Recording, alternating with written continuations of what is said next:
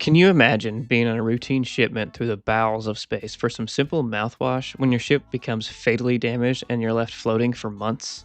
That is sort of the gist for a Swedish horror game, Mouthwashing. I remember seeing videos of this when it came out and always told myself I would play it eventually. And eventually, but eventually, here we are. One night, some drinks and a wife who wanted to watch were all it took, so we strapped in and embarked on the roller coaster that is mouthwashing. The general graphic style of this game is something that I adore, along with analog type horror in general. There's something suspicious about our package, and we're going to find out just what that is.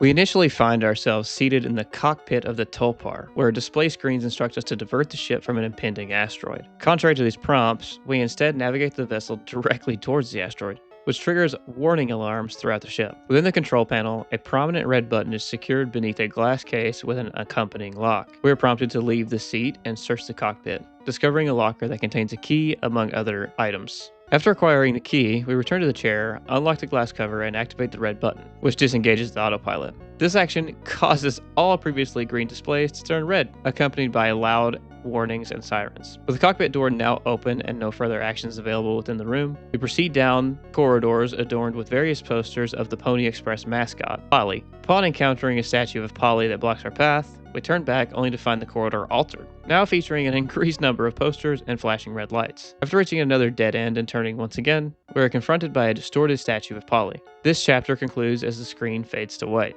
The next segment begins with our crewmates, Jimmy, Anya, Swansea, and Daisuke, gathered at a table along with ourselves, discussing what might be hidden in the cargo hold. Anya thinks there could be something inside that could help them survive, but Swansea dismisses her idea, worrying it might affect their pay. Anya reminds everyone that, as per the safety manual, there's a backup access code for the door concealed by the captain's scanner. Jimmy steps up as captain, and we take control of him to retrieve the code scanner. We find the code scanner on the cockpit floor, marked by a flickering purple light. We return to the cargo door. The crew is waiting for us, sharing their thoughts as we head to unlock the door. The door's code is located on its left side next to a large black box. By activating the scanner and pointing it at the poster, the code 4517 is revealed. Once entered, this number unlocks the door slowly, opening into a spacious room filled with boxes. We're now with Anya and Curly in the medical wing. Anya is performing a psych eval, and we're offered to perform the final psych eval for the crew, which is Jimmy's. We'll be jumping main characters a bit, so just a heads up. From here, we're tasked with talking to Jimmy and good old Swansea. Jimmy's outside the utility room in the lower levels of the Tulpar and simply talks about its beginning to show some wear and tear. Upon entering the utility area proper, we see that the ceiling vent has collapsed, leaving Daisuke immobilized in a pile of foam directly beneath it. Swansea stands nearby with his arms crossed. After talking with Swansea a bit, we learn that the emergency axe is required to remove the foam. However, access to the axe requires a code only available from the captain. We can put the code scanner to use once again, here to reveal the emergency axe code as 2609. The axe is equipped, and we chat a bit more. We use it to cut through the foam and release Daisuke. We assert authority by instructing Swansea on the potential risk posed to the cryostasis pods due to this incident and delegate the task of clearing the remaining foam to him. As we turn to leave, Jimmy appears at the exit door and asks us about our evaluation. We respond by stating we will conduct Jimmy's evaluations instead of Anya and tell Jimmy to meet us in the cockpit. As we head to the cockpit, the music from the utility room slows until reaching a door that leads down a long staircase. Just a little further, we enter a platform overlooking darkness. The door locks behind us and we're forced to jump. We land in a red liquid as the room and sky gradually light up, revealing a red galaxy. Mechanical beeps and sirens sound as broken ladders and warning signs appear, increasing until the camera is forced to zoom out. When the sun rises over the water, the screen fades to white, and a single door appears ahead. Opening it leads us back to the cockpit. Jimmy waits in the left chair of the control panel for us to start his psych eval. We take a seat, grab a clipboard, and question Jimmy about his well-being. After the last question, we ask off the record how Jimmy feels. Jimmy admits he likes having control, but thinks we're the ones that get all the praise. We reflect a bit here on whether our career is truly fulfilling or not, while Jimmy wonders if he's been climbing the wrong ladder. We get cut short in our conversations with an incoming message alert from the Pony Express. The higher-ups, allegedly. The next segment opens with glitchy text reading, "Take responsibility," and appears to provide some sort of metaphorical context rather than depicting actual events as they happened. We explore a cargo hold filled with boxes and discover an old wooden TV. When activated, the TV cycles through clips on varied topics such as companies, atoms, butchering, ISM, and a plastic skeleton before showing an ad for mouthwash. After the ad, the chapter ends abruptly. The next chapter begins with us as Jimmy discovering all of our efforts were for a cargo hold of Dragon Breath mouthwash. Anya notes it's too sugary for medical use, while Swansea finds it contains 14% ethanol and proceeds to break his sobriety to drink. And Anya becomes emotional as the chapter ends. A short one there, but hey, we can't all say we wouldn't be a Swansea here. Next chapter opens with us positioned in a corridor leading to the lounge as Captain Curly. We receive the objective, break the news. This section is set one day after Jimmy's psychological evaluation, with the news from corporate item present in our inventory. Should we attempt to open the door behind us, we simply say, I need to tell them. Upon proceeding to the lounge and entering, a cutscene is triggered in which the other crew members, all wearing party hats, applaud and collectively announce a surprise for our birthday, citing the tradition of holding only one celebration per trip. As captain, we hold exclusive clearance to obtain sweetener for the birthday cake. Consequently, we are tasked with preparing the cake because of this. This has us consulting the recipe book located on the wall. According to the instructions, assembling a birthday cake requires selecting both a water packet and gelatin packet from the food producing machine, then combining them to form a plain cake. We must then use the code scanner to reveal the sweetener's access code, 2341. When these ingredients are successfully combined, a buzzer sounds the opening notes of Happy Birthday, culminating in us receiving our birthday cake as a reward. When we turn around, we can see the rest of the crew seated at the table and can join them, bringing along the cake of course. The crew encourages us to give a speech, and Jimmy checks in to see if we're alright. The scene fades out, then returns to us making some vague remarks about the report. Apparently, the Pony Express is shutting down, making this the crew's final mission together. Swansea notes that the company was one of the last operating manned long-haul freighter services. We confess we were meant to wait until we were all closer to our destination before sharing the news, but felt it wasn't fair to keep it from the crew. Jimmy reacts poorly, referencing our psyche valve, belittling the other crew members, and accusing us of seeing this as a chance to move on to bigger opportunities. With sarcasm in tote,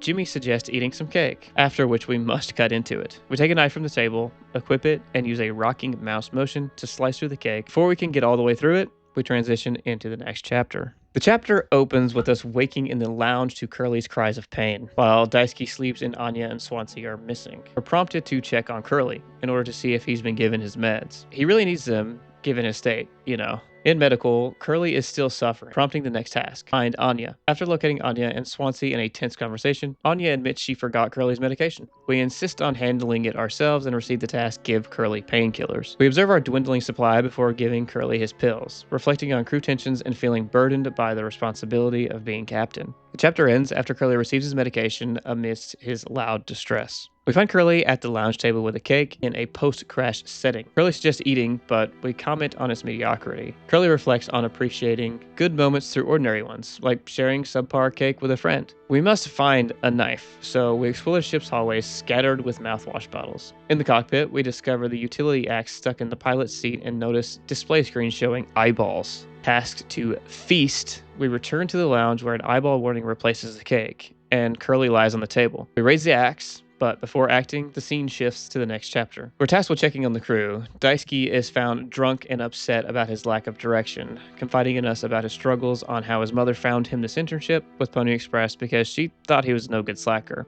We admonish him a bit and retrieve his share of the mouthwash before he asks to be left alone. Swansea is having the time of his life, even though this place is clearly in shambles. He dances around, enjoying the music and swinging his axe around. Anya resists drinking mouthwash and tells us about medical supplies behind a foam-covered locker. Swansea, reluctant to help, eventually provides his axe for us to clear the foam and retrieve the supplies. Anya asks us to deliver painkillers to Curly, but we become frustrated with constantly fixing issues. After apologizing, Anya leaves and we give Curly the painkillers, expressing support before ending the chapter. In this next very short chapter, we stand in the cockpit as Jimmy emits red warnings, with the only option to secure the door latch. Swansea pounds on the door, shouting to be let in. We find a pipe and rope from the utility locker to reinforce the door, but Swansea breaks the window and reaches for the latch just before the chapter ends. Back as Captain Curly, we sit by the nighttime window screen with Anya just 2 days before the crash, discussing sleep issues. Anya enjoys the view, but is bothered by a dead pixel in the top right corner of the screen.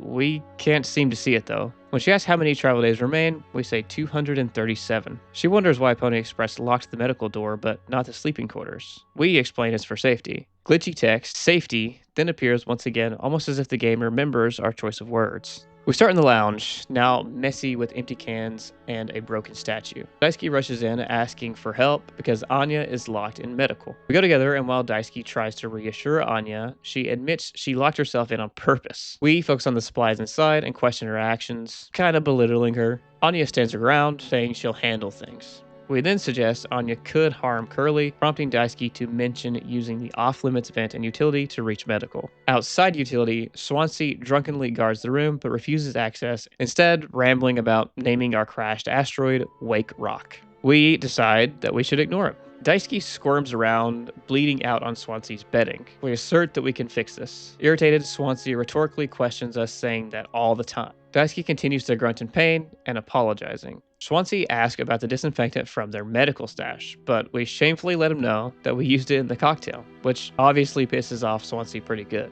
We then try passing off the blame to Swansea, who calls him useless and insists there must be something else. While looking for a disinfectant, the medical room will be opened, and the area around Curly's cot is a smeared, blurry mess. The vent hatch is open and has a trail of blood coming from it. Swansea is hunched over the counter on the right, also searching for the disinfectant, and spitefully tells us to at least try to be useful. Where the entrance to the cargo usually is, there is now a gravestone with a pink hibiscus flower like the ones on Daisuke's shirt. At the top of the gravestone is a code scanner symbol. Turning it on will reveal a path forward to a now cleared cargo hold with a long staircase downward into darkness. The light of the code scanner shows a trail of blood. Glitchy text reading "Take responsibility" flashes on screen before revealing the cargo hold now full of a plethora of other staircases all around in a Squid Games-like placement. The recorded voice line plays. Polly says, "Four distorted shrieks can be heard echoing in the room." Another screen of glitched text says, "Be quiet." And then we're on a walkway above a sea of boxes. A note on top of a stack of boxes reads, "A blind beast, aimless and restless, can't run from it." Our footsteps in this section are insanely loud and clanking, pounding almost straight to Jimmy's heart with each step. We must safely navigate the walkways by avoiding making noise when the giant, semi-realistic Polly monster gets near, indicated by the thunderous clopping of hooves and screeching.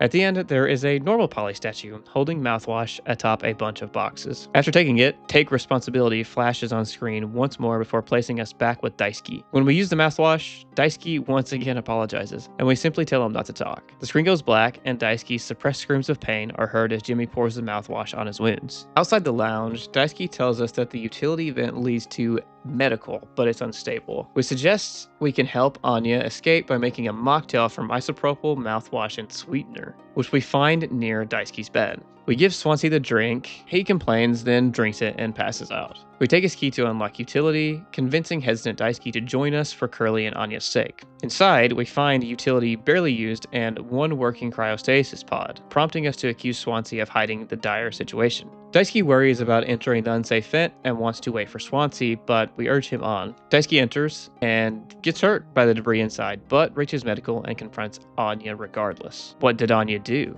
We are returned as Captain Curly once again and are tasked to search for a missing gun and find Anya distressed in the cockpit. Realizing she never had a psychological evaluation, we apologize and offer support. Anya admits the gun is locked away, so Jimmy, the implied father of her pregnancy, by the way, can't access it. She reveals concerns about her safety and chooses not to disclose the gun's location. We reassure her, but leave without resolving the situation, allowing the gun to remain hidden. 2 hours later, Daisuke is still writhing on the floor bleeding after being doused with mouthwash. We tell him to stay still and that we need a second or two here to figure out a solution for this little pickle we're in. Swansea calls out to Daisuke for brandishing the utility axe. We tell him to stop, but he ignores us.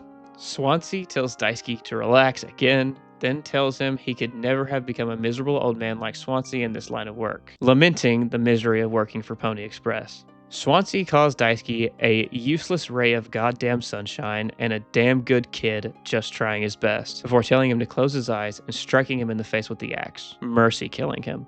Swansea sits kneeling over Daisuke's dead body for a moment. We call Swansea a monster and tell him we just needed a little more time to figure out how to fix things. Swansea tells him that Daisuke won't suffer anymore due to our delusions. We reveal the fact that we saw the single available cryostasis pod and know Swansea was hiding it for himself until the other crewmates died. Swansea laughs and tells us he has no use for the pod, that he has everything he needs on the ship, so we can get into it if we want. Then he leaves. We're prompted now to go and get that gun. The medical bay is visible now and Anya is slumped next to Curly, dead from overdosing on the remaining painkillers. There's a drawer under Curly's cot, and it is open, revealing a case with a number lock. The code can be found in the cockpit's locker using the code scanner, and it opens to reveal a gun and bullets. Once the box is opened, Curly laughs. We turn and open the medical bay door to find Swansea charging at us with an axe. We enter the medical bay to find Anya kneeling by a cot. Anya tells us she has informed Jimmy about her pregnancy. We scold her, insisting she should have waited for us, and then ask how Jimmy reacted. Anya replies that it doesn't matter and says she doesn't want Jimmy on the ship any longer. longer. We urge patience, promising to speak with Jimmy and assuring her that everything will be fine. After leaving, we head toward the cockpit and find Jimmy standing just outside. We promise we can resolve their problems. Jimmy questions what we think will happen once they return to Earth, but we insist that we'll figure things out. The screen flashes messages,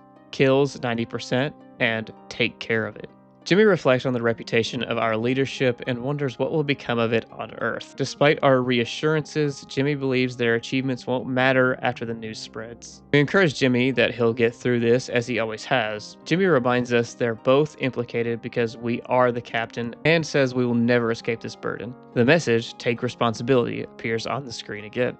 We're back as Jimmy now, and we're carrying Curly Ashley Graham style from the medical bay. We bring him into the lounge and place him onto the long table where Anya, Daisuke, and Swansea sit, very much dead now. With their eyes glazed over and causes of death visible, they all turn to us and clap. Daisuke wishes us a happy birthday. Swansea toasts to us as captain with a bottle of mouthwash, and Anya tells us to make a speech. We take a knife and position ourselves in front of Curly's leg, slicing into it. We stare Curly in the face, talking about how he saw the other crewmates as rungs beneath him, and forgives Curly on behalf of the other crew members in spite of it. A slice of meat that we can only presume is Curly's leg lies on plates in front of Anya, Swansea, Curly, and ourselves. We tell Curly they'll all make it through, even on hard days like this, and tell everyone to dig in. We start in a dark corridor and can approach the medical bay door. Upon opening it, we find a messy room, curtains scattered and only a flashlight illuminating the space. The vent leading to utility is open and stained with blood. Swansea's utility key dangles overhead. If we try to grab the key, we fall through the vent into a series of hallways filled with large fans. Navigating these halls, we discover a ladder, a shelf with tools, and eventually another vent. Turning left reveals Daisuke, who retreats as we follow. Suddenly, red light fills the area, Daisuke vanishes, and a single hibiscus flower, matching his shirt again, appears. Continuing forward, switching the lighting back to white, leading us to another vent with a note. No turning back now. Attempting to turn around causes screen distortion and forcibly reorients us toward the vent, requiring us to walk backward while facing it until reaching additional vents. As we continue, we pass two hibiscus flowers, a set of pink dumbbells, and a pile of hands. The latter distorts and resets the journey if observed too long. At the end stands a boarded up vent from the medical bay, marked with a red note saying responsibility. A gong sounds at every vent we reach. Leaving this final vent takes significantly longer than the previous ones. We move through a series of increasingly surreal environments, down deep stairs, through a chute lined with leaves and grass, past poly posters, and into an inverted medical bay with blood on the floor. After crawling through a foam-lined vent, we reach a room where Swansea is tied to a chair with a gun nearby. Taking the gun and shooting him sends us to a graveyard, where Swansea hunts us with an axe. If caught, the screen flashes, kills 99%, returning us to the graveyard entrance. There's a mausoleum for Daisuke with his photo, candles, and hibiscus flowers. Shooting Swansea 3 times ends the sequence with a white screen. We stand there, holding the gun, standing in front of Swansea sitting in a chair. The two men are silhouetted by a screen that plays various clips of miscellaneous videos. Swansea tells us to shut up and listen, then begins to talk about his past as an alcoholic, and how a premonition of his drunk corpse in a ditch turned him to sobriety. After that, he got a job, bought a house, got married, and had kids, and the only thing keeping him from returning to alcoholism was a dedication to routine. But ultimately, he realized nothing ever felt as good as his time as a drunk. Swansea tells us he is ready to die because he can admit his faults, but that we never will. He tells us his one regret was not protecting Daisuke from us and giving him a chance to escape the crashed ship. We tell Swansea that we can make it, to which Swansea replies, "Fuck you." We lift the gun and aim it at Swansea. The screen dissolves and we're in the utility room where Swansea sits dead, tied up in a chair, presumably from the gunshot wound we just inflicted. Upon exiting the utility room, we walk through endless hallways within the Tulpar. Metal pipes become denser and more frequent until they uniformly adorn the entire interior of the halls. Looking down below the metal grates that make the walkway, Curly's oversized face is nestled underneath, his lone exposed eyeball following every move. The hallways turn into winding circles where large, bloody eyeballs increase and frequency lining the walls. Suddenly, there's a bang, and the eyeball hallway becomes a fleshy, narrow tunnel. The hall ends with teeth lining the top of the entrance onto a metal platform. Exiting and turning around reveals a giant, eyeless visage of Curly buried in amorphous flesh. Turning forward, there is a long platform which leads to normal-sized Curly, seated upright with multiple tubes and valves connected to his body, and 6 monitors surrounding him. The monitors all show a different portion of what is presumed to be Curly's intestinal tract. He is facing a TV screen playing a vintage cartoon, with animals singing along to the tune of "A Party for Mother Goose" until the program freezes upon the line, "The baker man, he served a cake." It was a sight to see. We're prompted to take Curly's leg from the TV, which then displays a red screen with text reading, "Feast." A program begins running that shows a boy cutting into and eating a slice of meat, with shots of various portions of meat plated on the table. We're then tasked with feeding Curly his own leg meat, but doing so before using the valve to put his intestinal tract into the proper position will result in the meat becoming stuck and him immediately vomiting it back up. Turning each valve creaks, distorting the screen, and Curly grunts in pain. After feeding Curly once, all the tubes are turned to the correct position. The meat will successfully travel into his stomach before all monitors cut to static. Returning to the television, an image of us appears in a vast expanse of space. As we traverse this environment, the camera shifts perspectives at each boundary we reach, until we encounter Curly, who is seated and surrounded by flames. Curly promptly expresses a desire to leave, to which we respond, "We are home." We then kneel and express remorse to Curly, seemingly characterizing the whole event as a simple accident that could happen to anyone. The screen reads, "Take responsibility," in red as we find ourselves within the vents of the Tulpar. This time with bloody walls and various web-like organic structures lining the majority of the passage. There is a gigantic pulsating red mass with a closed slit and two eye-like protrusions attached to the wall, and an ultrasound scanner conveniently placed on a table beside it. We must use the scanner to gain a clear image of the inside of whatever this mass is, first seeing blurry images with an echoey oscillating noise. Eventually, there is a clear image of a fetal horse showing its outline and skeletal structure. This is displayed twice before a baby's face is shown emerging from within, while muffled crying noises can be heard. This closes with sirens blaring, red lights flashing, and a pair of large eyes moving on the exterior of the mass until a creature suddenly bursts out of it, tearing open the mass and turning the screen black. The chimes of Polly play again with an unknown figure saying, "All clean," as it continues with lines advertising the Dragon Breath X mouthwash, only to always be met with glitchy text reading, "I hope this hurts." In the vents, we encounter a caterpillar-like creature with many eyes and legs, made from the Polly mascot. It screams and flees when we approach. We must navigate the maze-like tunnels while avoiding it. If caught, static appears and glitchy text is shown before we reset to the start of the vents. After maneuvering through the vents and evading the creature, we encounter a locked door. Turning around, we walk down a shadowy corridor where employee IDs float in the air and multiply, gradually covering the walls. A distorted, unintelligible voice echoes as the hallways lead up a staircase, and empty mouthwash bottles tumble down from above. At the top, spotlights sequentially reveal increasingly large piles of mouthwash, culminating with Polly illuminated at the center. He starts speaking to us,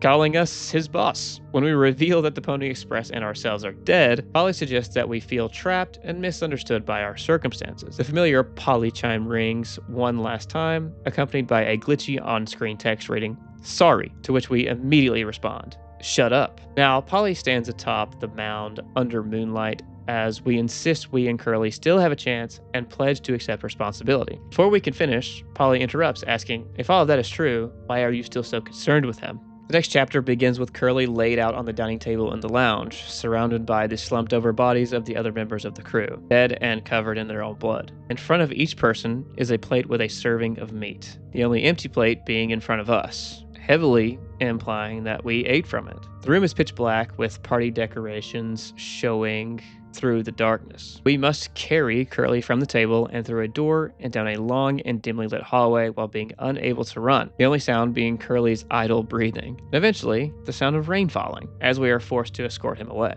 We're given the grueling task, "Go home," before reaching the end of the hall and entering the utility room. Once inside, the sound of rain stops. Most of everything in the room is either covered in foam or otherwise unable to be interacted with. Our only choice is to interact with the cryostasis pod, where we must put Curly to find the end of the game.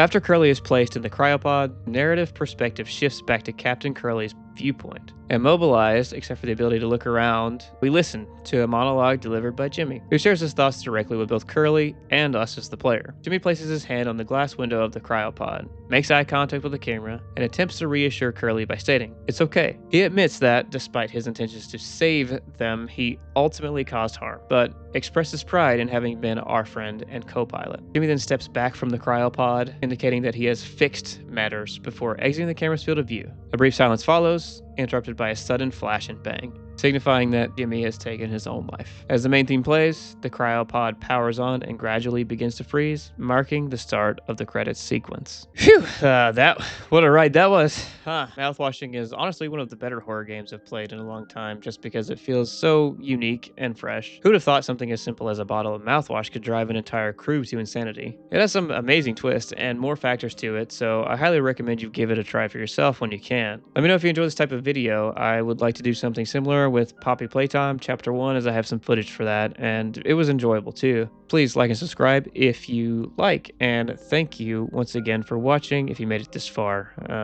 Check me out on Twitch if that's your thing. Alright, then follow me everywhere. Thanks again. Bye.